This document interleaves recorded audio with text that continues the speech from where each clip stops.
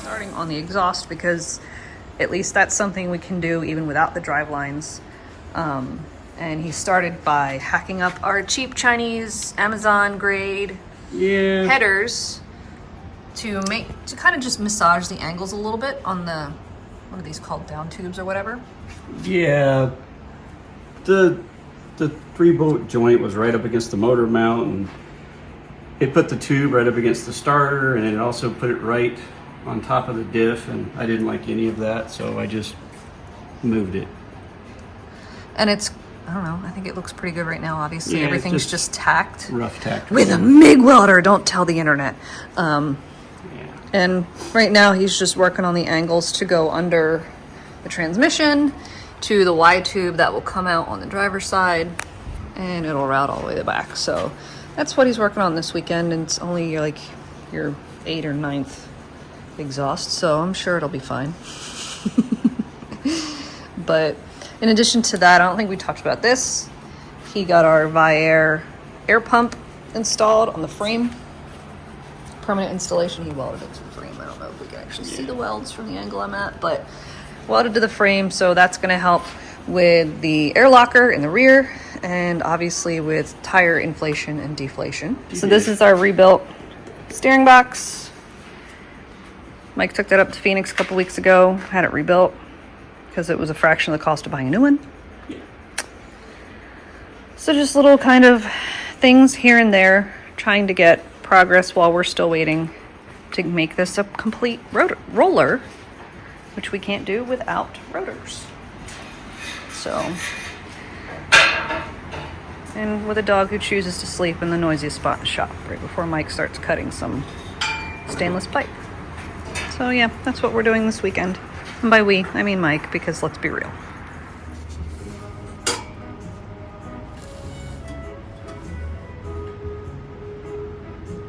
I thought we were coming out the passenger side, but I guess it's the driver's side. Driver's side, because the this is here. Drive line? Drive line. Yeah, there's no way to go down this side of the frame.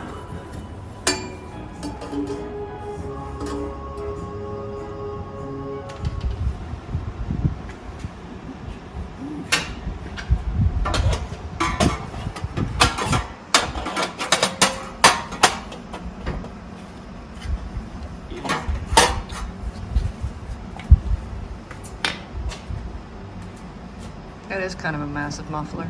Huh? So that really is a massive muffler. Yeah.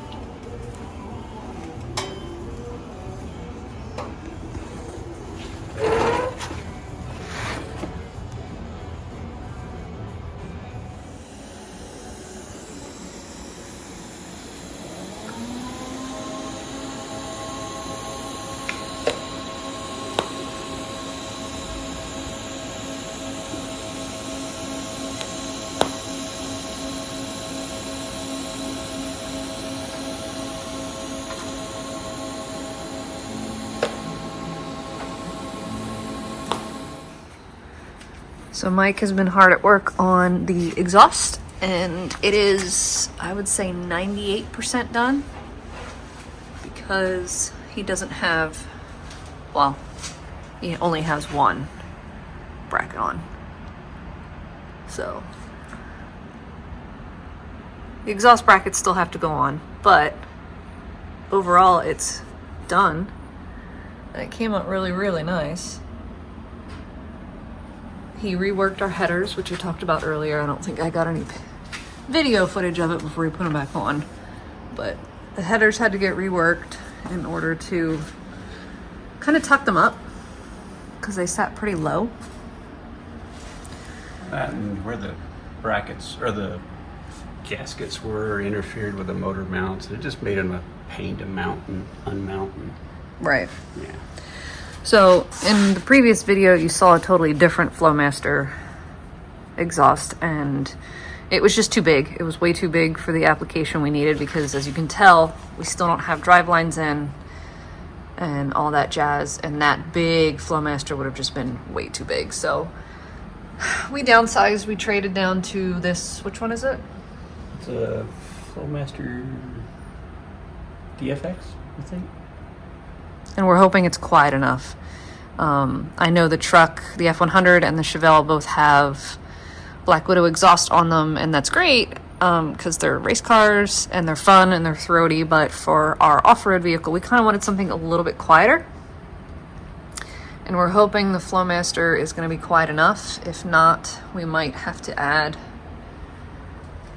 a smaller...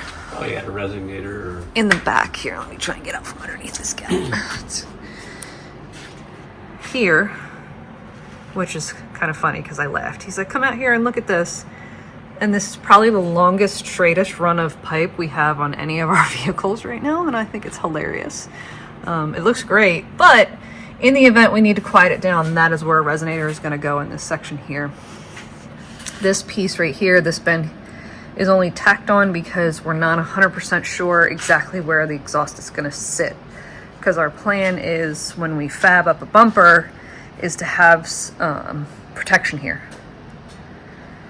So that might need to change the angle of that, or even the complete total location of it. Might have to change in the future. So that's going to stay tacked on for a while. But yeah, I think it looks great. And it's done with the exception of exhaust hangers. And we can move on to brake lines. So before we really marry the body to the chassis, we need to do brake lines and fuel lines. And that's going to be our next step. And then if it ever cools down enough to get it outside, we're going to take it outside to clean up all of the tubs. And we're going to spray those with like Raptor line or Rhino line or whatever you want to call it. But protection, because the stock protection, as you can tell, is all flaking off. And we're going to try and protect this thing from any more rust as possible. We'll treat all these holes with rust, what do they call that stuff? Rust converter. Somehow try and get rust converter inside here. I don't know how we're going to do that, but that's what we're going to do. Rust converter that. Probably rust converter the lock before you do that, before we put the lock back in it. Just try and protect the Scout as much as we can. But somebody punched the lock. Yeah, I know we do. Somebody punched the lock on that door, so we'll have to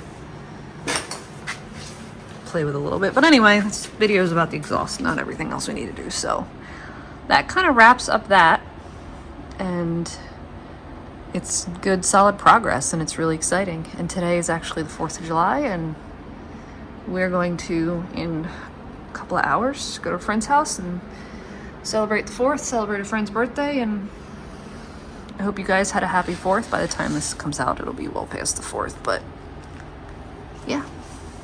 Thanks for following along. Give us a like, comment, subscribe, all that fun YouTube jazz. And even if that comment is redneck yuppie trash, so that guy's my new favorite guy. But thanks for following along, everybody, and we will come back with more updates in the future.